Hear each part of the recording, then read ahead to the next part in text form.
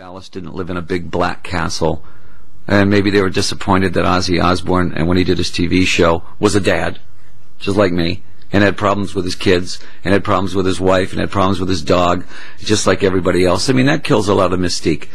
But, geez, after 40 years, you'd think that they know that I don't live in a big black castle by now, that I play the character, Dear darling.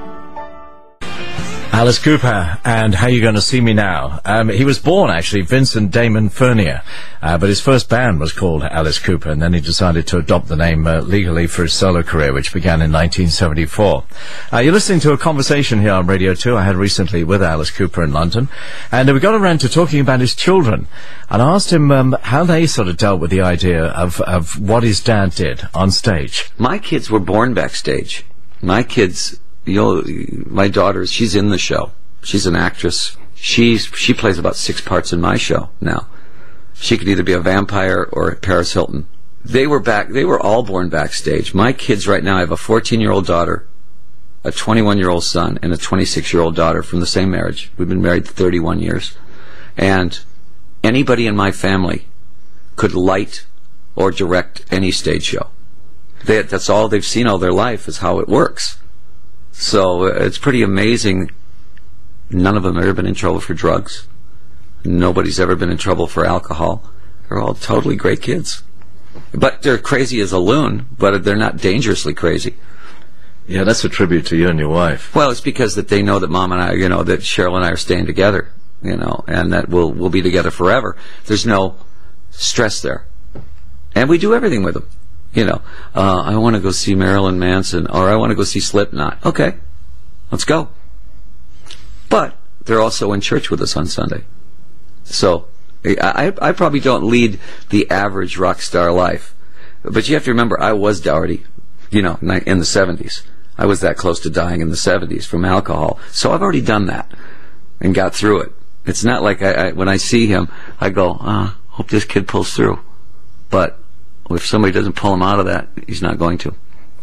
I think he's a very talented kid. Surprising that nobody's grabbed him and said, "What are you doing?" At some point, Lou Reed had to pull out of it. Iggy, any of the guys, Ozzy, myself, we were all on the brink, but somehow got through it. What was it in a flash when you decided no more for this kind of? No, it's when you get up in the morning and throw up blood. It's okay to throw up, but when it's blood, usually that means something's wrong. Everybody gets that point. Everybody gets to that point where either they have one drug experience that's so close that they're actually looking at the other side, and they get that extra chance to come back, or there's those warning signs, having some kind of a fit or having some kind of a seizure. God gives you that little warning. Oh, by the way, that's blood in the toilet. Yeah. That's enough to get your attention. Get your attention. Throwing up blood on stage is great, but throwing up blood when only the Holiday Inn maid can see it is pointless. It is a little red flag, though. Hey, something's wrong. So, did you rediscover your connection with the spiritual side of things, with maybe to use the term higher power, in the help that you got? Oh, I'm Christian. I make no bones about that. I may be and I'm not what they call a carnal Christian either. I totally believe every single word in the Bible. But from the way I know it, that doesn't mean I have to live in a shell somewhere. I think what that means is my lifestyle is sort of what I believe. In other words, I'm not at the strip show. I'm staying with my wife. My language is maybe different than other rock stars, but it certainly hasn't changed my sense of humor. It certainly hasn't changed my output in rock and roll. It's changed my point of view. Now, it's changed my point of view on the level that I look at the world is not quite my home anymore. So I can observe it more and I can make fun of it more. All of my songs are either cynical or sarcastic or something, but there's always a message in there. And I don't judge people. I look at people and I go, oh, wow. If they ask me, I go, okay, look, I could give you some help here, but I'm not going to jump into your life and try to beat you over the head with the Bible. If you ask me about it, I'll tell you what I believe. You know. So I am kind of like a work in progress when it comes to that. But I don't think, it doesn't say anywhere that I can't play Macbeth in the Bible. It doesn't say anywhere I can't play rock and roll in the Bible. And you have no shyness in talking about it publicly. No, not at all. I mean, no. there have been times when people think, oh, well, I might believe that, but I'm not going to tell people I believe that, because, you know, that's going to ruin the image. Well, you know, if you come to see the show, and if what I do ruins the image, I've always thought that the best part about Alice is the cleverness of it. Alice never had to use the F word. Never swearing on my show. Ever. Alice never had to use nudity. Alice never had to go blue. My show was always vaudeville. It was always a really dark, funny vaudeville. So how do you see the future mapping out? What's the division between Alice 1 and Alice 2 in terms of a year?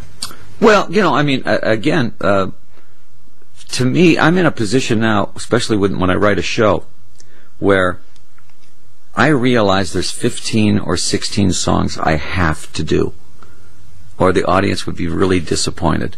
You know, it's like when I went to see The Who 2 weeks ago. I went to see Pete Townsend and the guys, and their first 8 songs were like from their first 3 or 4 albums.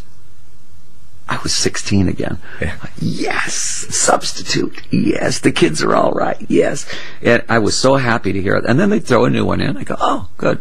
And then they go back and do 2 or 3 more old ones and everything like that. But you got to remember, when you have 30 albums out, the audience wants to hear those songs, and you're allowed to put in, you know, 2 or 3 new ones. You're allowed to put in some of the deeper cuts, you know, for the real fans. But you realize you really do have to do those songs. The Stones have to do those. And we did a couple shows with the Stones last year, and I mean, you know, I knew every single song they did, and I would have been disappointed if they wouldn't have done those songs.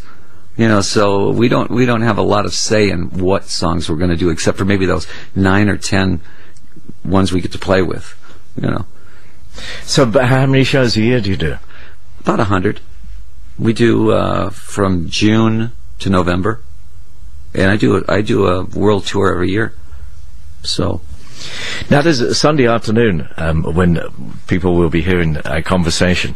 A lot of people will spend some time on the golf course this morning. I hope so. You know, and they're all going to be looking after forward church, of course. Yeah, after church. Yeah, of course. They're going to be looking forward to your book for all the advice it's going to be. But what about a bit of advice now? You know, what is it? Do you need a Zen thing for golf? Do you need to practice your swing, your putting? What is the important thing? When I quit drinking, I played 36 holes a day, every day, for a year.